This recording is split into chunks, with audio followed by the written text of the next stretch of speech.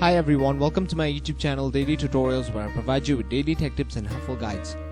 In this tutorial, I'm going to show you how you can enroll for an online banking account in State Bank of India.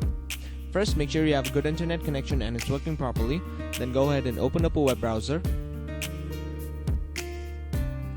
On the search bar, type in retail.onlinesbi.com and then press enter. To get enrolled for a new account, you have to click on the option that says New User Registration. And then press OK. Click on Next.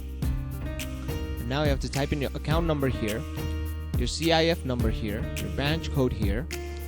Select your country from here. Type in your mobile number here. Select the required facilities from here. And enter this text exactly like it's shown here on this box, and then click on submit.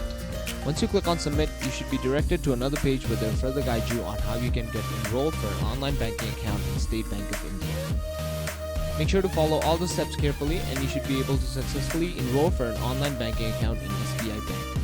And that is it. Thank you very much for watching this video. Be sure to leave a like, share this video, and subscribe to our channel for more helpful guides just like this.